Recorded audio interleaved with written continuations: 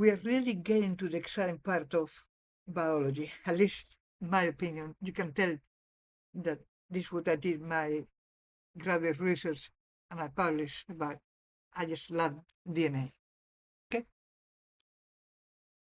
We talk about, well, DNA replicates. We discussed that in the previous video. And then we talk about how DNA is transcribed into RNA, and then the RNA is translated into proteins. So we're going to study those processes a little bit slower. So transcription is the process by which the information in the DNA is copied into messenger RNA. Like I said, you have your cookbook. If you copy only one recipe, the recipe will be the equivalent to the messenger RNA. That takes place in the nucleus because the DNA is in the nucleus. Now remember, the nuclear envelope has pores, and those pores will open to allow the messenger RNA to come out into the cytoplasm. Okay? The enzyme that catalyzes transcription is called RNA polymerase because it's polymerizing RNA, not DNA. It's copying DNA, but the molecule it's making is RNA. That's where the name comes from. And we're going to see 3 stages. It has to begin, initiation, then the RNA becomes longer, elongation, and then termination, when you're done. So let's look at the initiation. First, the DNA has to unwound, has to open and form, we call it transcription bubble. So the RNA polymerase can attach.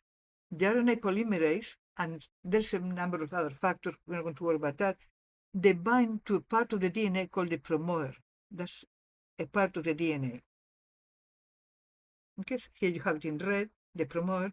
So the RNA polymerase binds in here and moves down again 5' to 3'. So it starts making an RNA copy of the DNA. RNA copy means that it uses ribose instead of the oxyribose, it uses uracil instead of thymine. Okay, but uses the complementary basis from the DNA. So it moves down the template strand. Notice RNA polymerase does not copy both strands because only one actually codes for the gene. The other one is a complementary strand. The bases are different. Remember, we have 2 bases because that way, whenever there is a mistake, you can fix it. There's an original that you can go back to. But only one actually codes, and we call that the template strand. So RNA polymerase starts making a copy, like I said, 5' to 3', use ribose, and notice they put the complementary bases. Whenever there's an adenine in the DNA, it puts a uracil, because there's no thymine in RNA, remember that. And it doesn't do anything for the non-template strand. So it only copies one of them.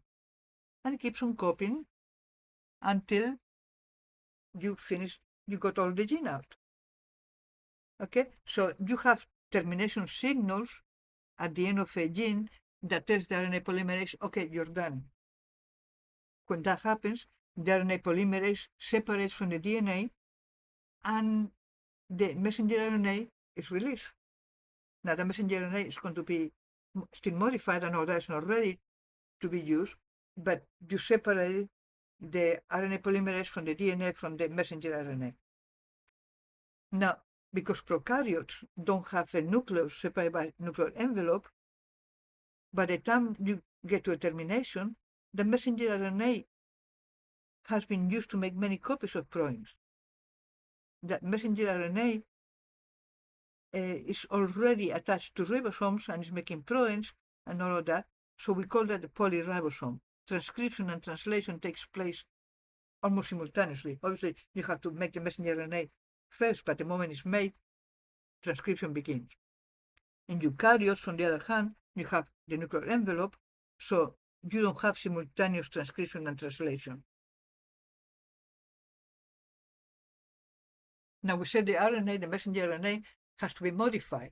Okay, the new, we call it in molecular biology, I don't think it's in your book, but we call it a pre-messenger RNA. And the reason is not quite what you want. There's many different reasons, but one, you're going to see that one pre-messenger RNA can make several different messenger RNAs, which means one gene can code for different proteins. And 2, Well, 3 really. 2, it protects the messenger RNA. 3, you get a signal that causes the pore in the nuclear envelope to open and let the messenger RNA come out.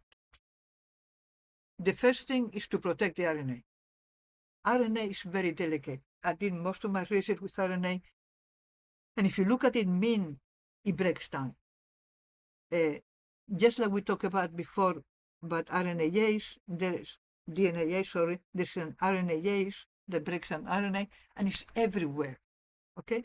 Everything I use in the lab has to be sterile.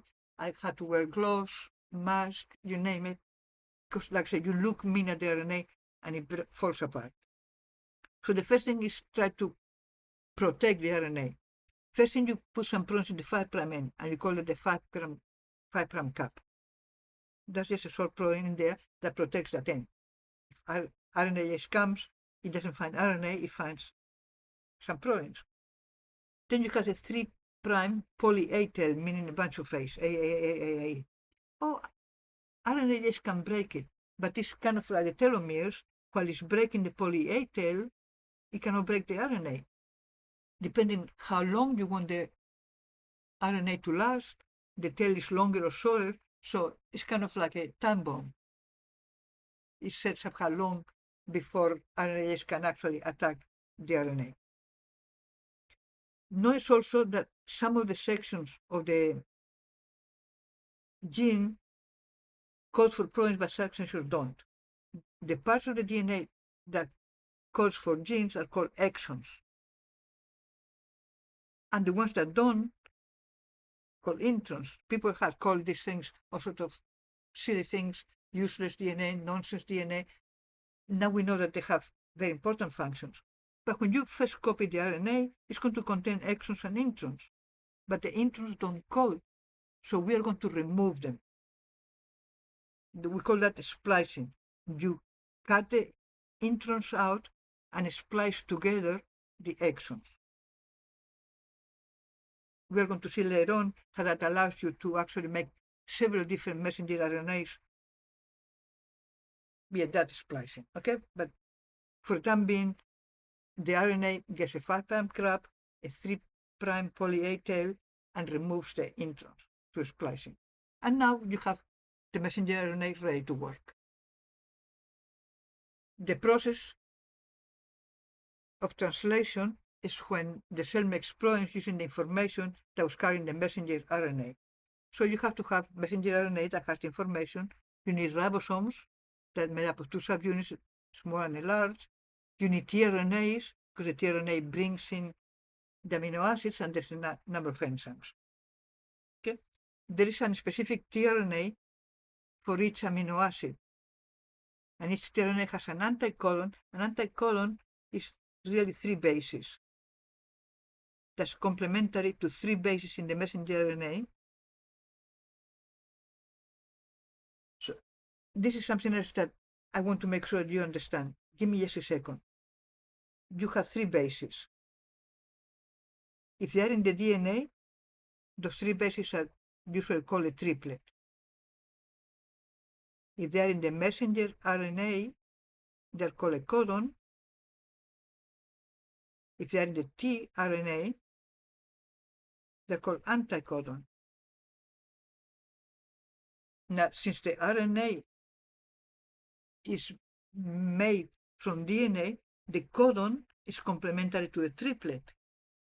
And now we are saying the anticodon tRNA is going to be complementary to the codon. And when we look at the process, you'll understand the reason for that, okay? Once again, we are going to have initiation, elongation, and termination, and we're going to look at each one slowly.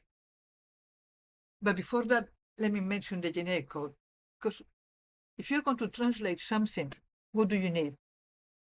Well, unless you're bilingual, you need a dictionary, don't you? The genetic code is like a dictionary. Okay? Each amino acid is defined by a 3 nucleotide sequence called a codon. Remember I said 3 bases makes a codon. But then the relationship between a codon and the amino acid, the dictionary that translates codons into amino acids, is called the genetic code. Why 2 nucleotides? Well, the main reason is if you use 2, you could not make enough codons to code for all of the amino acids. So with 3, you can make 64 possible codons. It's more than you need. That's fine. Notice that sometimes you have the same different codons that code for the same amino acid. That's okay. And you don't need to memorize the DNA code. If you need it, it will be provided to you. Notice that you have the first base, second, and third. So if I say, let's say my codon is A, U, C. You say, okay, the first base is A. So I'm going to be here. Now the next one is U, so I'm limited to C. And the third one is C.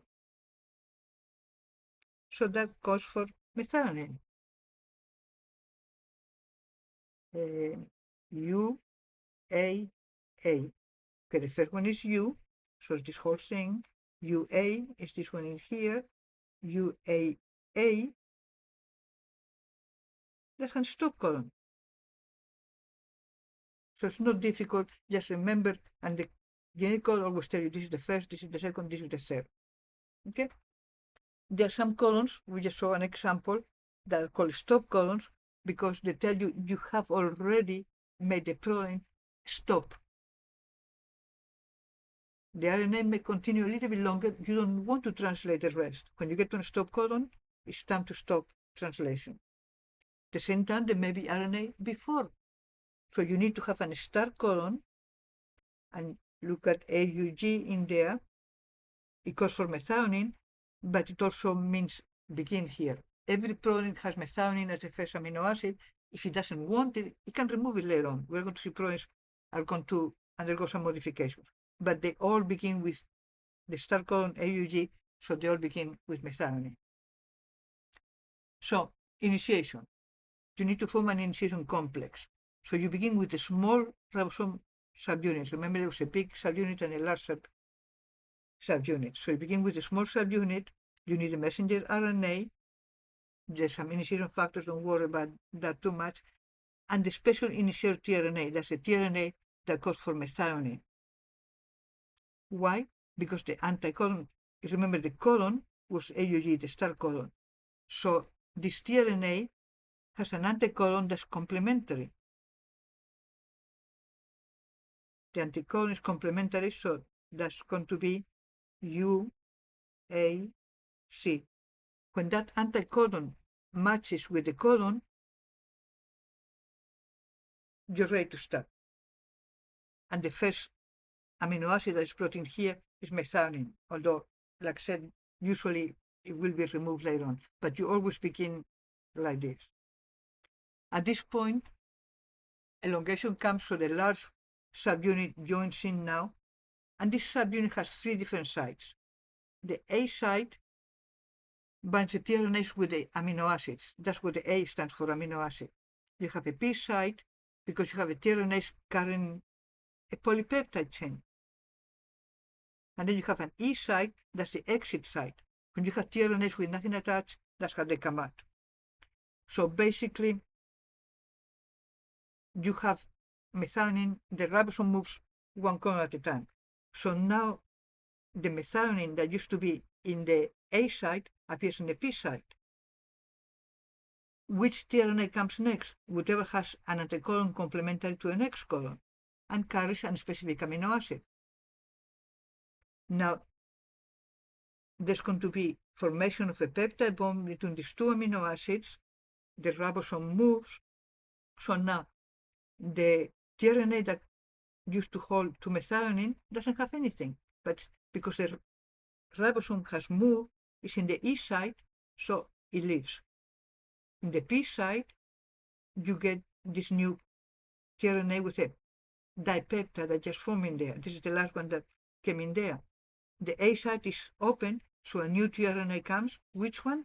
The one that has an anticodon complementary to an X codon, and then you're going to have once again a reaction here, formation of peptide bond, and everything moves, and you're every time you add one amino acid until you get to the stop codon. Okay, so with each step, it grows by one amino acid and a tRNA leaves. When stop codon is encountered, there's no tRNA with amino acid as complementary in there. Instead, you get a release factor going into the A site, and the whole thing just falls apart. The subunits separate, the protein goes one way, the messenger RNA goes a different way, and the messenger RNA will be degraded because first it's done its function, and by breaking it down to subunits, it can be reduced again by the cell.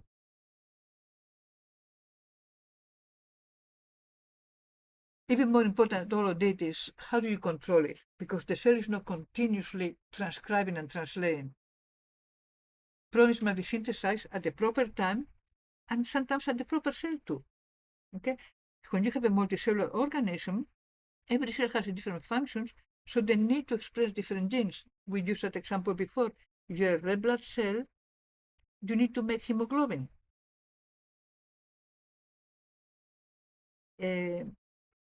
If you are, I think we talk about in the lining of the stomach, you need to make pepsin. Those are two proteins. Both of them had information to make both of them, but I've never seen a red blood cell make pepsin. They don't. And I've never seen a stomach cell make hemoglobin. Timing is also important.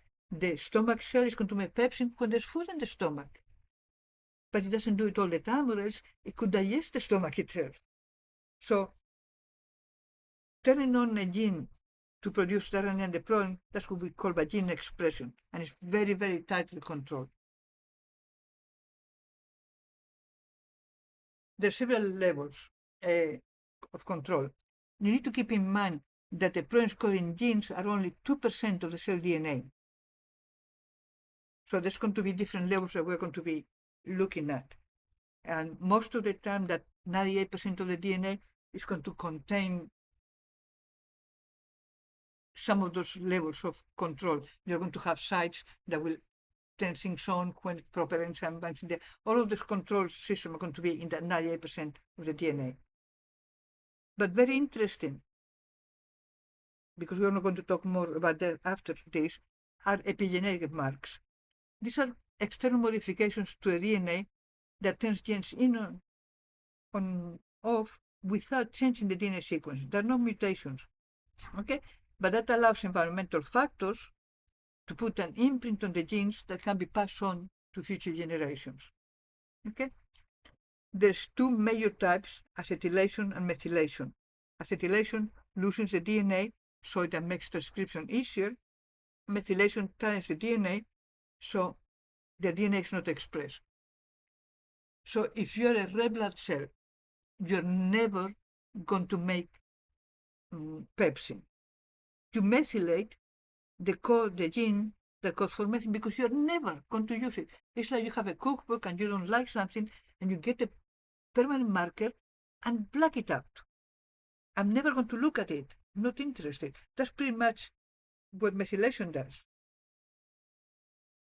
It doesn't change whatever was typed in your book. It doesn't change the DNA sequence. It just blocks it. So that particular cell is not going to use it, or the cells that come from it. Now, control of gene expression is going to be different whether you talk about prokaryotes or eukaryotes. For prokaryotes, I'm going to give you an example, the lag operon. Okay? E. coli, usually it can digest glucose, it can digest lactose, but lactose is hardly ever available. Okay? So there will be no point in E. coli making the enzymes to digest glucose all the time. Okay. Those genes for the enzyme that digest glucose are in a group that we call the lag operon. Okay, here you have the lactose metabolizing genes, but you want to keep it off under normal circumstances. So you have a regulatory gene. This is the promoter that we're familiar with, and there's an operator. The regulatory gene produces a repressor. The repressor binds to the operator, and now RNA polymerase cannot bind to a promoter because notice the repressor overlaps a little bit with the promoter. It blocks RNA polymerase from binding to a promoter, so these genes are not expressed. It would be wasteful to express them, so E. coli does not express it. But what happens if you add lactose to the petri dish where you're growing them? Then lactose, when it happens to be present, binds to the repressor, and now it becomes inactive. If it's inactive, it cannot bind to the operator, so now RNA polymerase binds to the promoter, and soon there you have all of the enzymes to digest lactose. But the promoter allows you to turn the genes on and off when needed. Okay, that's control of gene expression.